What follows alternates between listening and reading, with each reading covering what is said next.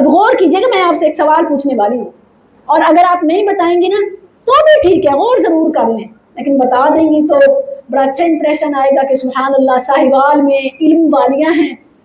اللہم انا نسألک علما نافعا، اللہ نفع والا علم دے، اور ورزقا طیبا، طیب رزق عطا فرما، وعملا متقبلا، جو صحیح حدیث میں آتا ہے نا وہ یہی ترتیب ہے، اگرچہ دوسری طرح میں پڑھ لیں کوئی حرج نہیں ہے، لیکن اس ترتیب کے مطابق جو صحیح نبی صلی اللہ علیہ وسلم سے آئی ہے۔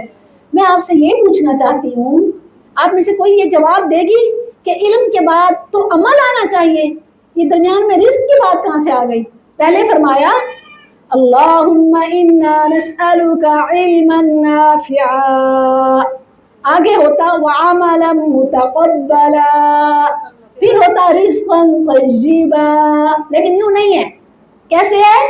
اللہم انا نسألک علما نافعا ورزقا طیبا وعملا متقبلا۔ اب بتائیے رزق پہلے کیوں ہے؟ علم کے بعد عمل ہوتا ہے، اللہ نے علم کے بعد رزق کو رکھ دیا، عمل کو بعد میں رکھا، کیوں؟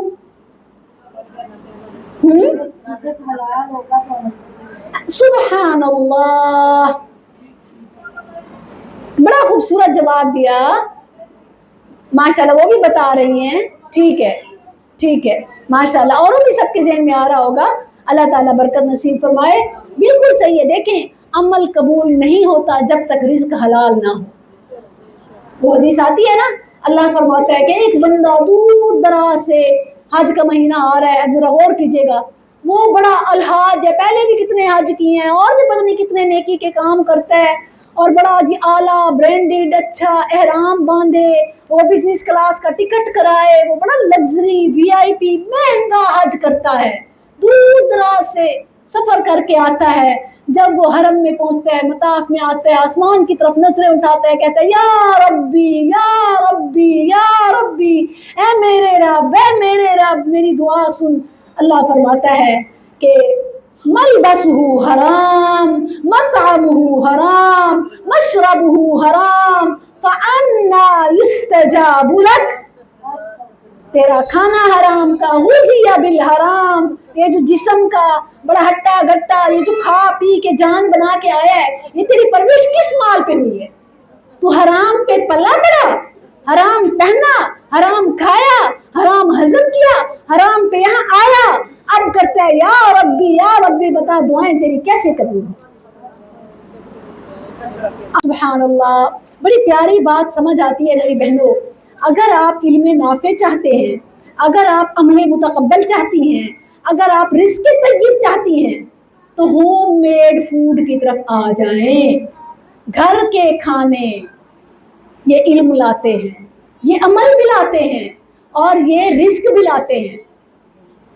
جو جب سے ہم نے باہر کا کھانا شروع کیا، یاد رکھیں کھانا صرف انرجی وہ نہیں ہوتی، آج سائنس یہ بات ثابت کرتی ہے، انرجی صرف وہ نہیں ہوتی جو چیز کھا کے آئے، بلکہ اس کے ذریعے، ماحول کے ذریعے سے جو ریز، جو ویوز، جو شعاعیں، جو اثرات اس میں جاتے ہیں، وہ بھی یا تو نیگیٹو انرجی یا پازیٹیو انرجی بن جاتے ہیں۔ تو جو ماں محبت کے ساتھ اپنے بچے کا سوچ رہی ہے، اپنے گھر والے کا سوچ رہی ہے، اور پھر محبت کے ساتھ، اور پھر زبان پر بسم اللہ، پھر صفائی کا خیال جو وہ بنا رہی ہے، وہ علم نافع لائے گا یا فوڈ پانڈا لائے گا یا ہوم ڈلیوری سے آئے گا؟ واللہ ایسا محسوس ہوتا ہے کہ جیسے کوئی عجیب و غریب سا ذائقہ ہوتا ہے، اس کو عادت نہ بنائیں۔ ٹھیک ہے بچے ڈیمانڈ کرتے ہیں، کوئی ہفتے میں ایک دن رکھ لیں، اس کو لمیٹڈ کر لیں، اس کو کبھی بھی عادت نہ بنائیں۔ اگر آپ چاہتی ہیں نا بچے ہمارے واقعی نیک انسان بنے، علم والے بنے، صاحب کردار بنے، تو اپنے بچوں کو بسم اللہ پڑھ کے ذکر و اذکار کے ساتھ اپنے ہاتھوں سے بنا کے کھلائیں۔ جتنے بھی محدث، جتنے بھی عالم گزرے ہیں نا، ان کی مائیں ان کو کھلاتی تھی، لا الہ الا اللہ کی لوریاں سناتی تھی، اس کے بغیر بچے نیک نہیں بنتے۔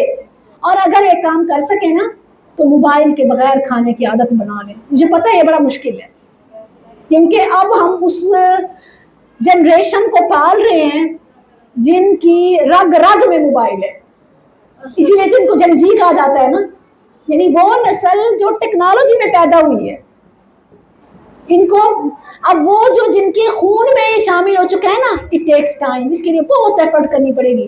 ایک آخری راستہ میں بتا دوں، اگر آپ کی اولاد بڑی ہو گئی ہے، اللہ نہ کرے باغی ہو گئی ہے، اب ان کو آپ نہیں روک سکتے، کنٹرول سے نکل گئے، اب نہیں روک سکتے، اب فساد ہوگا، اب جھگڑا ہوگا، اب توڑ پھوڑ ہوگی، ایک راستہ آپ کو بتاتی ہوں، سبحان اللہ۔ وہ راستہ پتہ ہے کیا ہے؟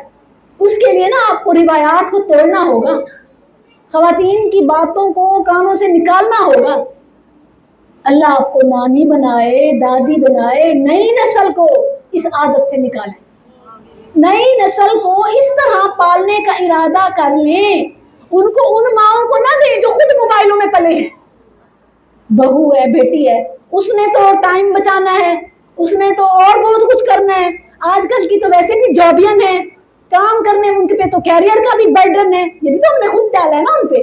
جاب کرنے والی بہو ہو، رشتے میں ایک یہ شرط شامل ہوتی ہے، پڑھی لکھی ہو، جاب کرتی ہو، ہم کروائیں گے۔ ایک وقت تھا جب کہتے تھے کہ ہم نہیں کروائیں گے، بس گھر سنبھالے، اور یہ زیادہ عقل مندی تھی۔ آج یہ بے وقوفی ہے، واللہ بے وقوفی ہے۔ آپ سمجھتے ہیں بڑے سیانے ہیں، آپ سمجھتے ہیں کہ 4 پیسے بیٹا کمائے گا، 4 پیسے وہ کمائے گی تو بڑی ریل پیل ہو جائے گی۔ آئے ہائے، آپ کو کسی نے واقعی بڑا بے وقوف بنایا ہے۔ یہ یورپ کا کلچر ہے، یہ نان مسلمز کا ہے۔ وہ 4 وہ کمائے گی، 4 وہ کمائے گی، 8 ہو جائیں گے۔ وہ تھوڑی بھی ہوگی نا، وہ برکت اور وہ نسلوں کی، وہ جو نسلوں کی ہوگی نا کہ سبحان اللہ، خدمت نسلوں کی، اور جو نسلوں کی تربیت ہوگی وہ ماں کے علاوہ کوئی نہیں کر سکتی۔ اب ماں کو وقت دیں، اب ماں کو صحت دیں۔ میں نے ایسی ساسیں دیکھی ہیں جو بہو کا پانی پیا نوٹ کرتی ہیں، کیا کھا رہی ہے، بہت کھاتی ہے۔ اب وہ پریگننٹ ہے، وہ کھائے گی نہیں تو کہاں سے صحت مند بچہ آئے گا؟ وہ دودھ پلانے والی ہے، آپ کو تو اس کے دودھ کا خیال رکھنا ہے۔ یہ ساری چیزیں ذہن میں کون ڈالتا ہے؟ شیطان، اور اس کے ذریعے سے وہ ہماری نسلوں کو برباد کرنا چاہتا ہے۔